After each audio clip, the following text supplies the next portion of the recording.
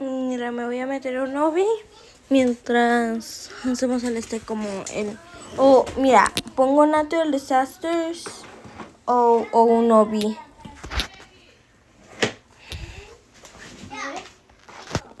¿Qué pasó, mamá? ¿Qué pasó?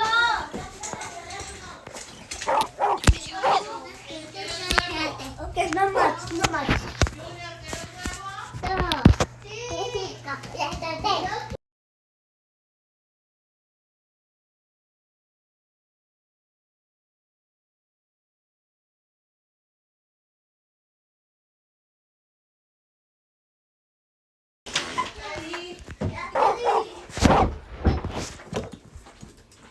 Tenía 13 años en ese entonces y vivía con mi hermano Lucas, que tiene 14.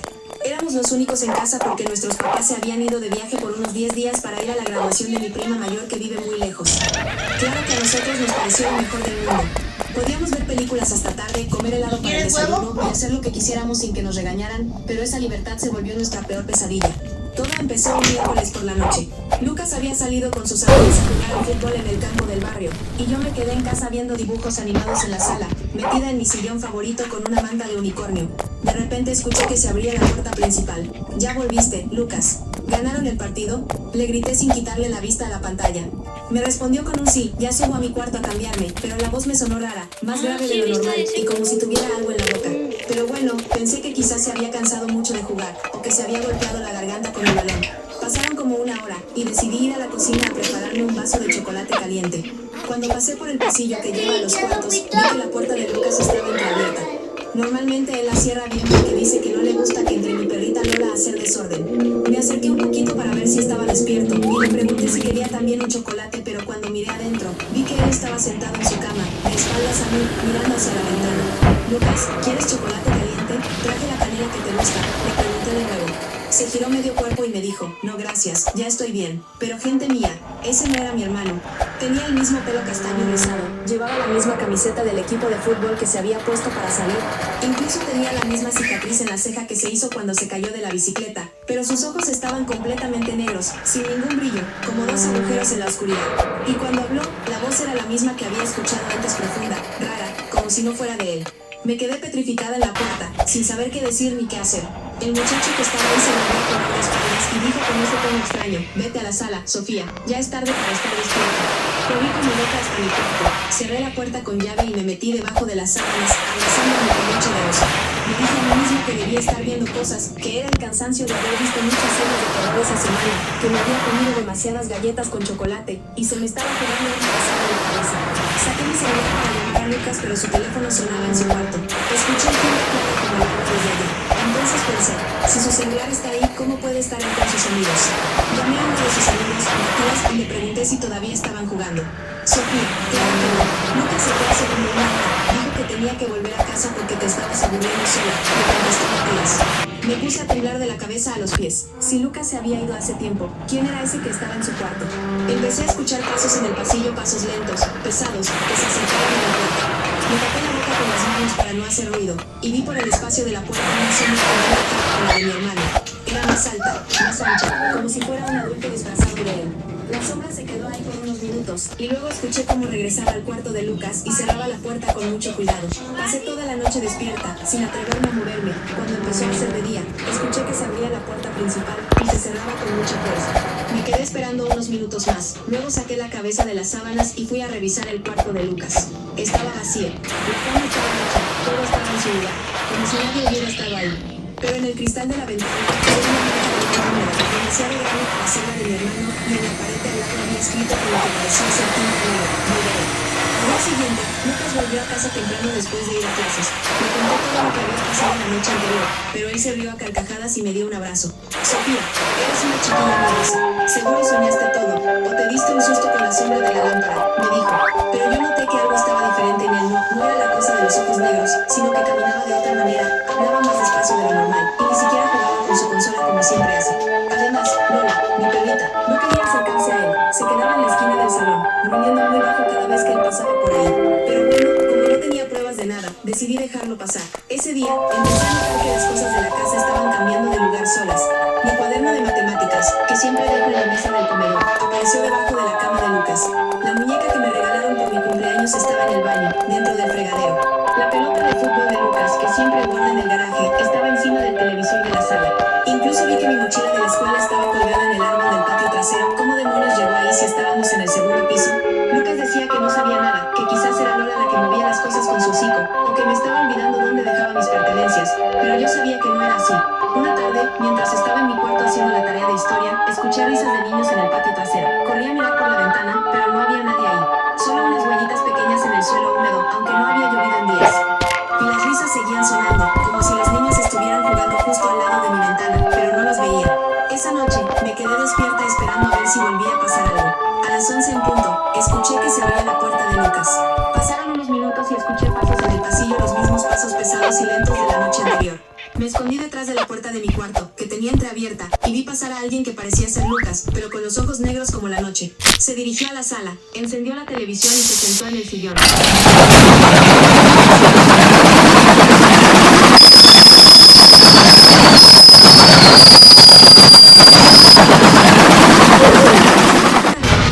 Se giró y me miró con esos ojos vacíos. ¿Por qué no duermes, Sofía?, me preguntó con esa voz rara que no me gustaba nada.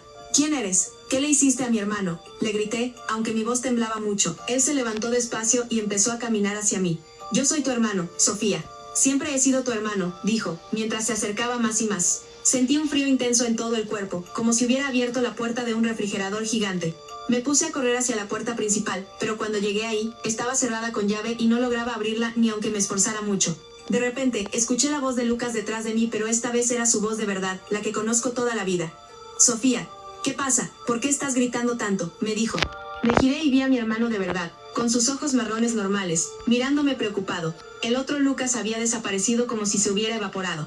Estaba aquí, el otro tú, con los ojos negros, le grité, llorando de miedo.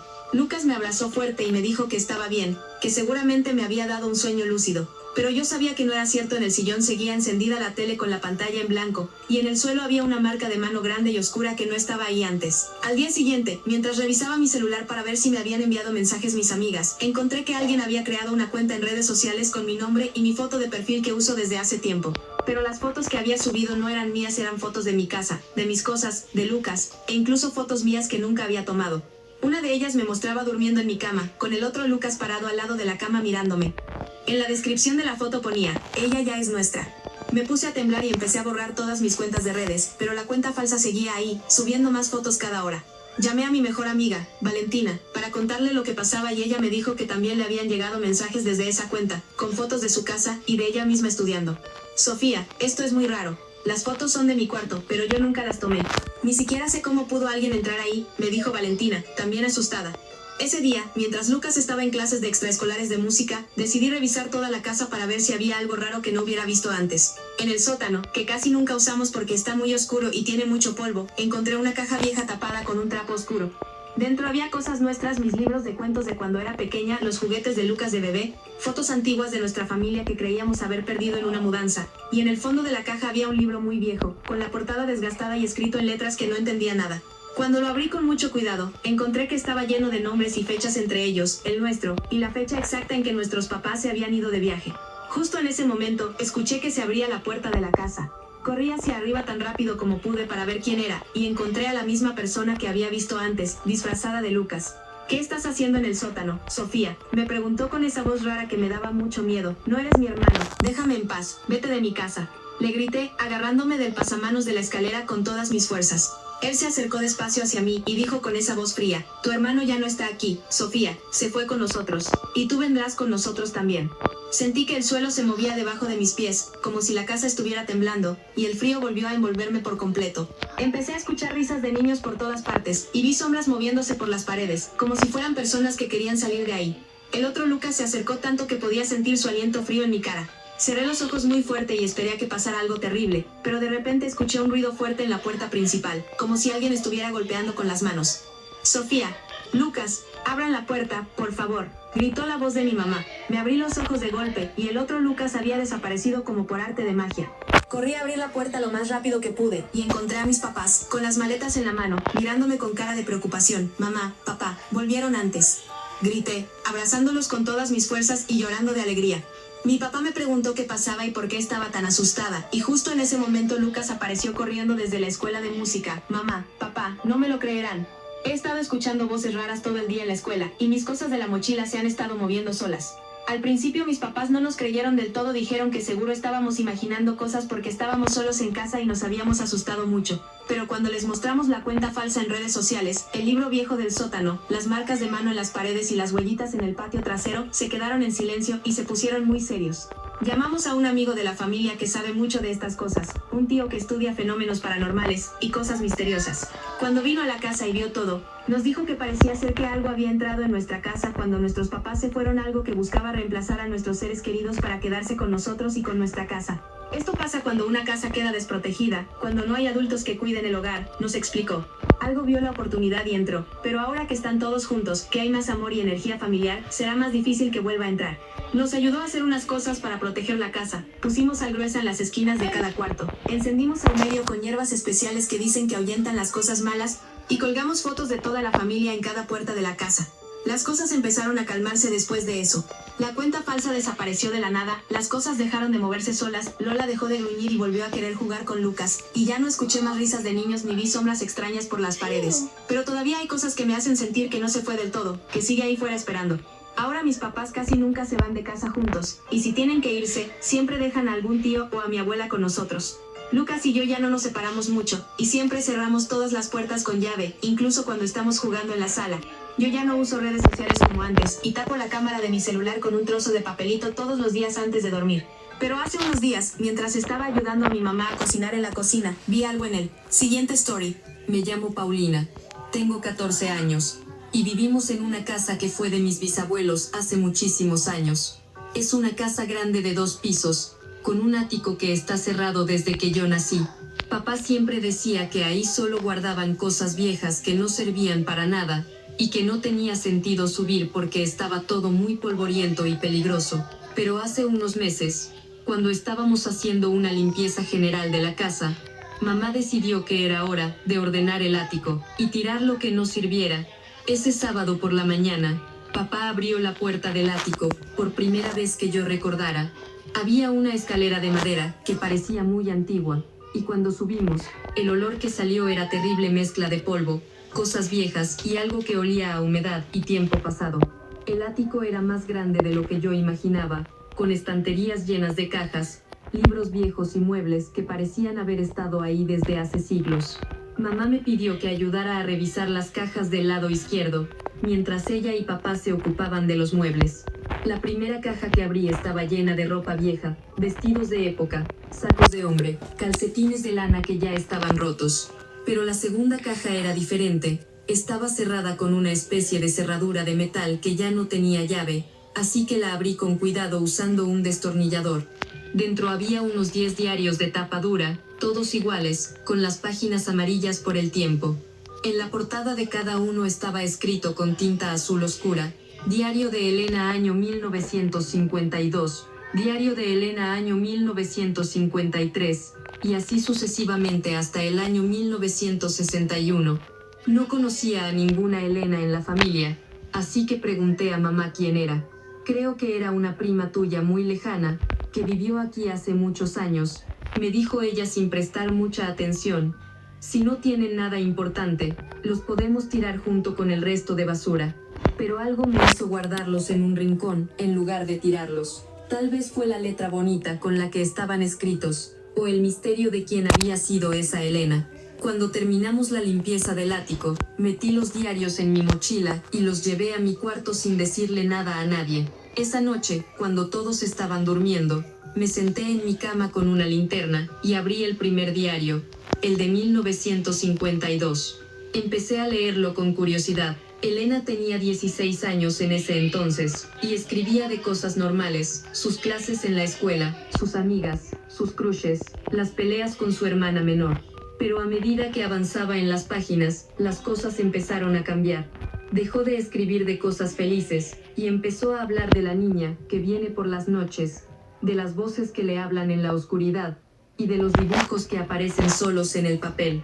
En una entrada del mes de octubre de 1952, ella escribió: hoy volví a verla.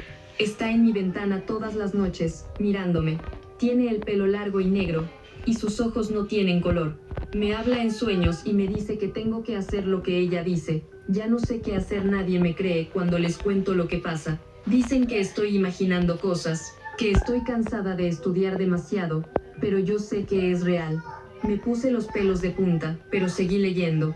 En la siguiente entrada, ella contaba que había empezado a dibujar cosas sin darse cuenta, dibujos de casas quemadas, niños llorando, y una figura de niña que aparecía en todos lados. También escribía que las cosas de su cuarto se movían solas. Su cepillo de pelo aparecía en lugares raros, sus libros se abrían solos en páginas específicas, y su muñeca favorita siempre estaba mirando hacia la ventana cuando ella se despertaba por la mañana. Cuando terminé el primer diario, ya era de madrugada. Cerré el libro con mucho cuidado y lo guardé bajo mi cama, pero no pude dormir ni un solo minuto. Tenía la sensación de que alguien me estaba observando desde la ventana, así que me levanté y la cerré con llave, aunque hacía mucho frío en mi cuarto.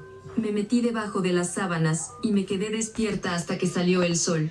Al día siguiente, mientras desayunaba con mi familia, les conté sobre los diarios de Elena y lo que había leído. Papá se rió un poco y me dijo: claro que las cosas raras pasaban en esa época, Paulina. La gente era más supersticiosa, y se inventaban historias para explicar lo que no entendían.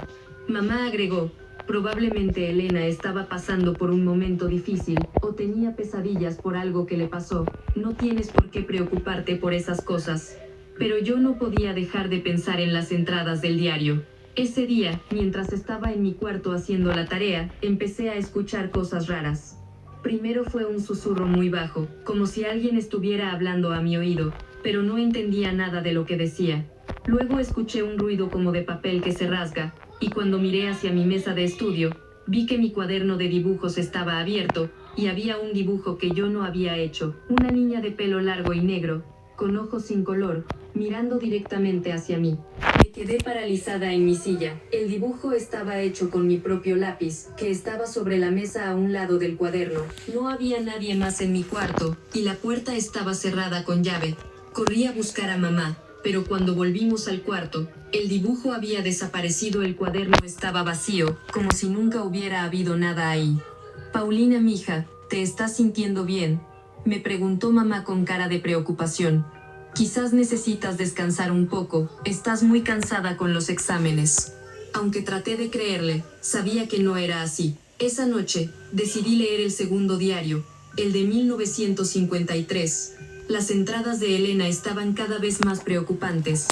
Ella escribía que la niña ya no solo la veía por la ventana, sino que también entraba en su cuarto por las noches. Contaba que se despertaba con la sensación de que alguien le tocaba el pelo, o con sus cosas arregladas de manera diferente a como las había dejado. También hablaba de que empezaba a olvidar cosas, nombres de sus amigos, lo que había hecho el día anterior, incluso cosas que acababa de hacer. En una entrada del mes de marzo, ella escribió: ya no soy yo misma, hago cosas que no recuerdo hacer, digo cosas que no pienso, dibujo cosas que no entiendo. La niña dice que pronto seremos una sola, que ella necesita mi cuerpo para volver a estar aquí. Ya no sé cómo pedir ayuda, todos creen que me he vuelto loca. Mi hermana dice que ya no me conoce, que soy otra persona cuando la niña está conmigo. Mientras leía esas palabras, sentí un frío intenso en mi cuello, como si alguien me estuviera soplando en la oreja. Me giré rápido, pero no había nadie ahí. Pero en el espejo de mi cuarto vi una sombra detrás de mí, una sombra de niña, con el pelo largo y negro, que se desvanecía en un instante. Empecé a temblar y cerré el diario con fuerza, pero la sensación de que alguien me observaba no se fue ni por un momento. A partir de ese día, las cosas empezaron a pasar cada vez más seguido. Despertaba todas las mañanas con mis cosas de la habitación en lugares diferentes. Mi teléfono celular estaba en el baño, mis zapatos estaban encima de la cómoda. Mi libro de matemáticas estaba abierto en la página que tenía que estudiar ese día. También empezó a aparecer dibujos en mis cuadernos, en mis libros de texto, incluso en las paredes de mi cuarto. Siempre la misma niña de pelo largo y negro, con ojos sin color. Mis amigos empezaron a decir que estaba cambiando.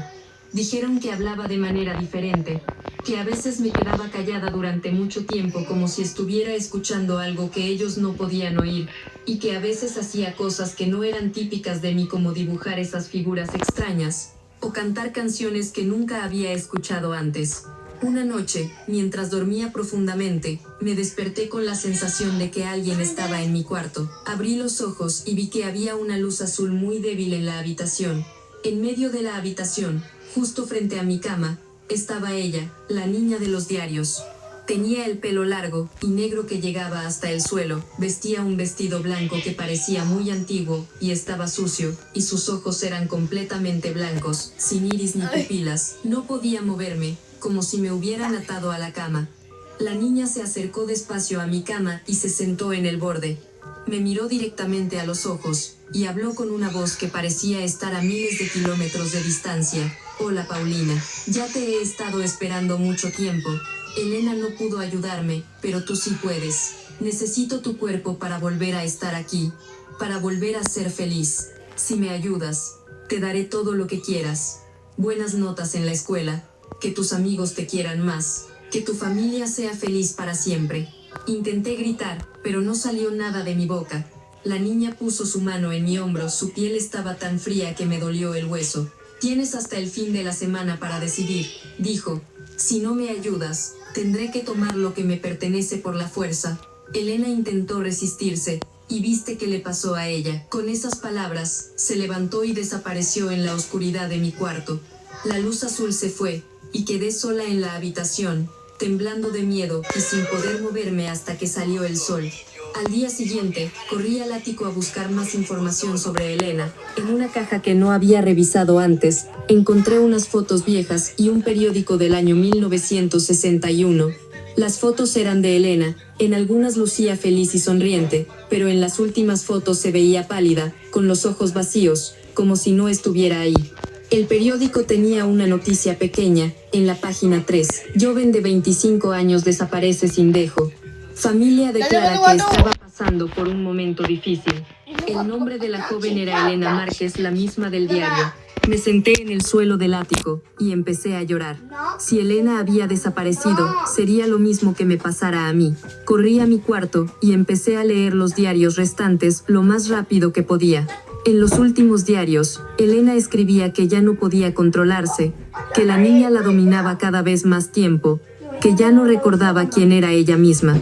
La última entrada estaba escrita con letra torpe y difícil de leer. Hoy es el día. Ella dice que hoy seremos una sola. Ya no tendré que sufrir más, pero sé que nunca volveré a ser yo misma. Si alguien lee esto algún día, por favor, no la dejes entrar.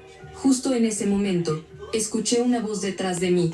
Ya no necesitas leer más, Paulina. Es hora de decidir. Me giré y vi a la niña de pie en la puerta de mi cuarto. Esta vez no estaba transparente, sino que se veía tan real como yo. Sus ojos blancos me miraban fijamente, y en su mano llevaba un lápiz con el que empezó a dibujar en la pared, una casa en llamas, con niños llorando alrededor, y en el centro, yo, abrazada a ella. Vete de aquí, no te dejaré hacer nada, le grité con todas mis fuerzas.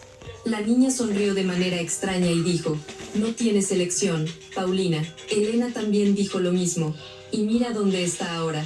Empezó a caminar hacia mí, y sentí como mi cuerpo empezaba a moverse solo, como si alguien más estuviera controlando mis músculos. Mi mano cogió un lápiz de la mesa, y empezó a dibujar en mi cuaderno sin que yo pudiera hacer nada para detenerla. Justo cuando pensé que no había escapatoria, vi algo brillando en el rincón de mi cuarto. Era un pequeño cofre de madera que yo no había visto antes. La niña también lo vio y se detuvo, con una expresión de rabia en su rostro. Ella no debería haberlo dejado ahí, murmuró entre dientes. Corrí hacia el cofre lo más rápido que pude, y lo abrí. Dentro había una carta escrita con la misma letra de Elena, y un objeto pequeño de metal que parecía una cruz con formas extrañas. La carta decía, si alguien lee mis diarios y la niña aparece, esto te ayudará. Mi abuela me dio este amuleto. Antes de morir dijo que era de su familia y que protegía de las cosas que vienen de otros lugares. No pude usarlo a tiempo, pero quizás tú sí puedas. No dejes que la niña te engañe, solo quiere usar tu cuerpo para hacer daño, como hizo con tantas otras antes que yo. Saqué el amuleto de dentro del cofre y se lo mostré a la niña. Cuando ella vio el objeto, empezó a retroceder, con la cara distorsionada de ira. Eso no debería estar aquí. Elena no tuvo derecho a guardarlo. Gritó, pero no se atrevía a acercarse. El amuleto empezó a brillar con una luz dorada que llenó todo el cuarto, y la niña empezó a desvanecerse como humo. No terminaré así, volveré por ti, Paulina, siempre volveré, gritó antes de desaparecer completamente. Cuando todo terminó, me caí al suelo exhausta. Mi mamá y mi papá corrieron a mi cuarto al escuchar los gritos, y les conté todo lo que había pasado. Los diarios, la niña, la desaparición de Elena. Esta vez no se rieron ni dijeron que estaba imaginando cosas, vieron los dibujos en las paredes, el amuleto en mi mano, y la carta de Elena, y se dieron cuenta de que todo era real. Siguiente story. Soy Camila, tengo 13 años y, bueno, sé que a veces cuesta creer este tipo de cosas, pero lo que te voy a contar pasó hace como 4 meses y todavía no me atrevo a cerrar los ojos sin revisar 2 veces todas las puertas de mi casa. Estaba con mi tía Ana porque mi mamá tuvo que operarse de algo en el abdomen, nada grave, pero necesitaba estar en el hospital unos días, y como mi papá trabaja todo el día, me tocó ir a acompañarla después del colegio. El hospital era enorme, uno de esos donde parece que nunca terminan los pasillos y siempre estás preguntándote si te perdiste. Al principio me gustaba un poco ir porque había cafetería con galletas de chocolate y podía usar el wifi para mandarle fotos a mis amigas, pero desde que pasó eso, ya ni quiero pasar cerca de la entrada. El primer día estuvo bien, llegué a las 5 menos 10, dejé mi mochila en la habitación de mi tía, me fui a comprar un jugo y cuando volvía por el pasillo del segundo piso, el de los quirófanos, noté que el último pasillo a la izquierda estaba más oscuro que el resto. Los demás tenían luces fluorescentes que parpadeaban un poco, pero ese estaba casi a oscuras, con solo una luz al final que parecía estar a punto de apagarse. Pensé que era el pasillo de los baños, así que no le di mucha bola. Solo sentí como que el aire se volvió súper frío de repente, como cuando abres el refrigerador de la abuela que está todo el día prendido, y me tapé los brazos sin saber por qué. Al día siguiente volví, y mi tía me pidió que fuera a buscar a la enfermera para que le diera su medicación. Vi a una señora con el uniforme blanco caminando hacia ese pasillo oscuro, así que la seguí calladita para no molestar. Cuando entré ahí, la cosa se puso rara de inmediato. Los suelos no eran de los mismos azulejos que el resto del hospital, eran de madera gastada como la de la casa de mi bisabuela, y las paredes tenían papel tapiz amarillento con flores que se estaban despegando. Las luces no eran fluorescentes, eran bombillas amarillas que daban una luz súper tenue. La enfermera seguía adelante, pero cuando la llamé, disculpe, señora, ¿es usted la enfermera de la tía Ana? No se volvió. Caminé un poco más y vi que a los lados había habitaciones con puertas de madera, no las de metal como en el resto del hospital. Escuché risas chiquitas, de niños, y pensé que quizás había un consultorio de pediatría ahí abajo, pero cuando miré por la rendija de una puerta no vi a nadie. Solo camas viejas con sábanas blancas y mesitas de noche con frascos de vidrio sin etiquetas. Seguí caminando y la enfermera se detuvo al final del pasillo, frente a una puerta con un letrero que decía, recuerdos. Cuando se volvió para mirarme, me quedé helada. Sus ojos no tenían iris ni blanco, eran completamente negros, como 2 hoyos oscuros. Y encima llevaba un uniforme que no era de ahora, era un vestido blanco largo hasta los tobillos, con un delantal azul y un gorrito de tela que ya no usan las enfermeras. Quise correr, pero mis piernas no respondían. Entonces escuché mi nombre, Camila, ven acá, Camila, pero no era la voz de la enfermera, era mi voz. Igual que la mía, como si me estuviera llamando a mí misma desde dentro de la habitación. Y en la pared al lado de la puerta, con lo que parecía ser pintura o quizás algo más oscuro, estaban escritos nombres y fechas. Camila, 2025, que es este año María. 1952, que es el año en que nació mi bisabuela. Javier, 1987, el año en que nació mi papá. Todos nombres de mi familia, con fechas que no tenían sentido estar ahí. Mientras tanto, las risas de los niños se estaban acercando, como si estuvieran corriendo por el pasillo hacia mí. Sentí pasos detrás de mí, pero cuando me volví no había nadie. El suelo de madera empezó a hacer mucho ruido bajo mis pies, y la luz al final del pasillo empezó a desaparecer como si el pasillo se estuviera alargando solo. De repente escuché un ruido fuerte, clac, como el sonido de una puerta de metal cerrándose, y de golpe volví a estar en el pasillo normal del hospital. Las luces fluorescentes parpadeaban, se escuchaba el bip bip de los monitores, y había una mujer con el uniforme moderno que me miraba preocupada. Hija, ¿estás bien? Te vi estar parada ahí como en trance, ¿te sientes mal? No supe qué decirle, así que dije que sí, que me dolía la cabeza y corrí hasta la habitación de mi tía. Cuando le conté lo que vi, me dijo que seguro me había equivocado de pasillo, que en ese hospital no había ningún pasillo con madera ni papel tapiz, y que todas las enfermeras llevaban el uniforme nuevo. Para probarlo, fuimos juntas al lugar donde yo había entrado, pero ahí solo había una pared blanca con un cartel que decía área restringida, no hay acceso. Pensé que era mi imaginación, que estaba cansada del colegio y del hospital, pero ese mismo día cuando llegué a casa, encontré en mi celular una notificación de Instagram. Alguien me había etiquetado en una foto. La cuenta se llamaba @recuerdos del pasillo, y la foto era mía yo, caminando por ese pasillo de madera, pero yo no había tomado ninguna foto ahí, y no había nadie cerca que pudiera haberme sacado. La foto tenía una leyenda: te esperamos otra vez, Camila. Borré la notificación y bloqueé la cuenta, pero desde entonces no vuelvo a ir sola por los pasillos de ningún hospital. Y lo peor es que hace 2 semanas, mientras ayudaba a mi mamá a limpiar el trastero de la casa, encontré una pelota de goma amarilla que nunca había visto antes. Cuando la cogí, escuché risas de niños desde el pasillo de mi casa, exactamente las mismas que escuché en ese lugar, y cuando miré hacia arriba, vi que en la pared del trastero estaban escritos los mismos nombres y fechas que en el hospital. No sé si fue algo de otro tiempo, o si alguien me está siguiendo y metiendo la mano en mi casa, o si simplemente me volví un poco loca. Lo único que sé es que ahora siempre cierro con llave todas las puertas, tapo la cámara de mi celular y nunca voy a entrar a un pasillo que parezca diferente al resto, aunque ya sé que quizás no depende de mí. Siguiente story. Soy